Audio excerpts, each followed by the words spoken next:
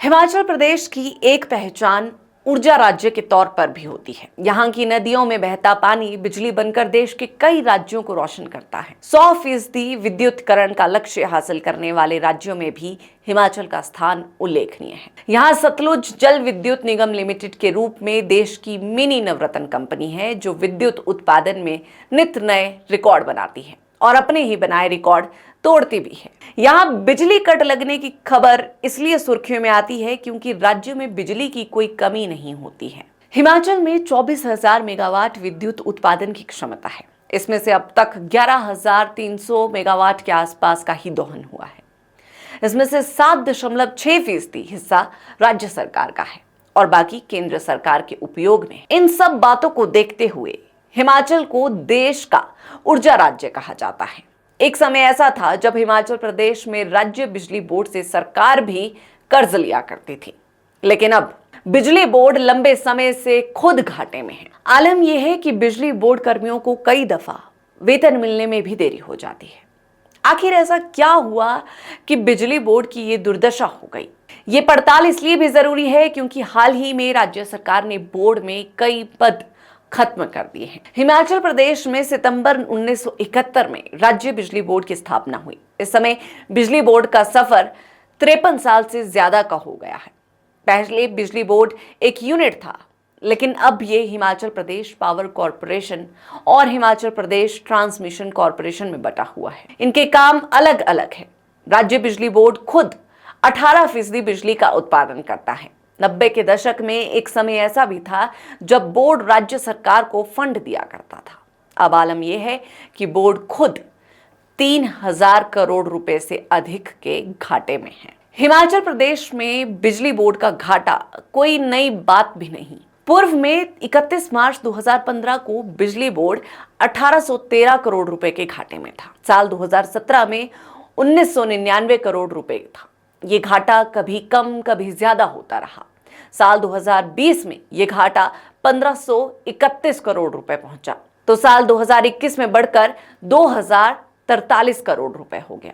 पिछले साल ये घाटा 3,000 करोड़ रुपए से ज्यादा का हो चला था और अब आंकड़े और बढ़ सकते हैं, आंकड़ों में इजाफा हो सकता है। लगातार कम हो रहे कर्मचारी सबसे बड़ा कारण।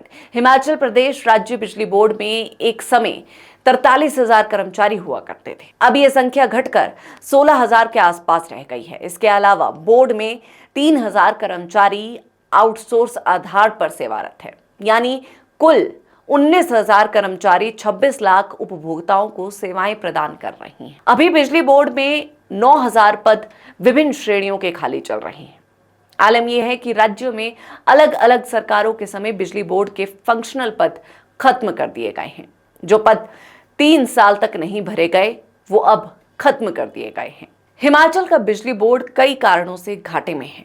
बोर्ड ने अन्य महकमों से कम 170 करोड़ रुपए के बिल वसूलने हैं। सबसे ज्यादा लंबित देनदारी जल शक्ति विभाग की होती है। दूसरा कारण घाटे का मुफ्त के रेवड़ियां हैं।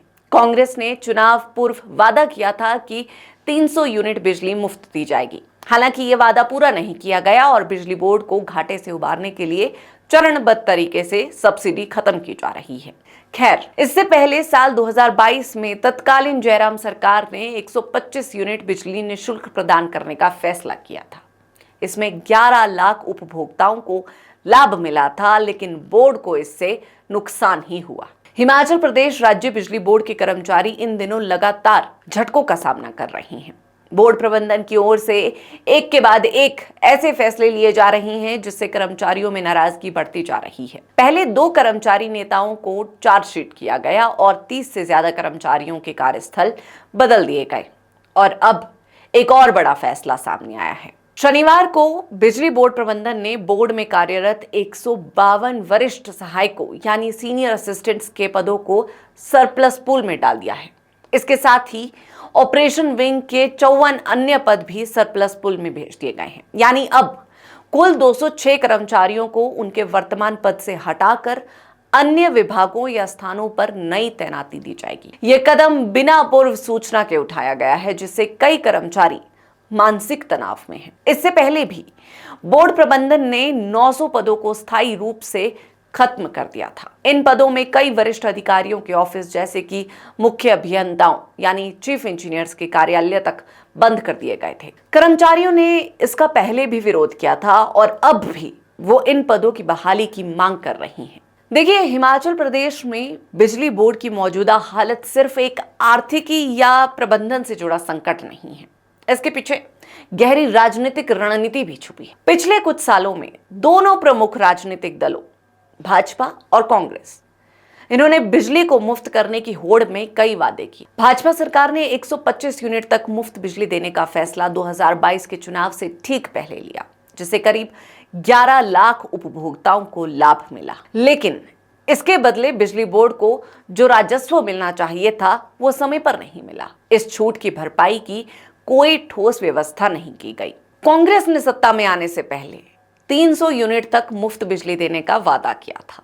सरकार में आने के बाद हालांकि इस वादे को आंशिक रूप से ही लागू किया गया, लेकिन इससे बिजली बोर्ड को होने वाला घाटा और गहरा हो गया। यानी सियासी दलों ने वोट बटोरने के लिए वादे तो किए, लेकिन उन वादों का बोझ संस्थागत रूप से बिजली बोर्ड और उसके कर्मचारियों पर डाल दिया गया।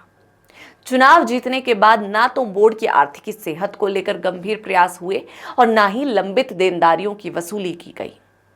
अब जब घाटा बढ़ गया है तो खर्च कम करने के नाम पर कर्मचारियों की छटनी, पद समाप्त करना और ट्रांसफर जैसे कदम उठाए जा रहे हैं। ये फैसले सरकार की उस कैबिनेट सब कमेटी की सिफारिशों पर लिए जा रहे हैं जो बिजली बोर्ड को घाटे से उबारने के लिए बनाई गई थी। लेकिन सच्चाई ये है कि इन फैसलों का सबसे बड़ा असर कर्मचारियों और उपभोक्ताओं पर पड़ रहा है। ना तो सेवाएं बेहतर हो रही हैं और ना ही मनोबल बचा है। राजनीतिक स्तर पर यह संकट उस असंतुलन का नतीजा है जहां घोषणाएं तो लोक लुभावनी होती हैं, लेकिन उनके परिणामों के लिए कोई जिम्मेदारी तय नहीं होती। बिजली बोर्ड के मामले में यही हुआ। मुफ्त बिजली की राजनीति की गई, लेकिन आर्थिक नुकसान की भरपाई का कोई ठोस प्लान नहीं बना।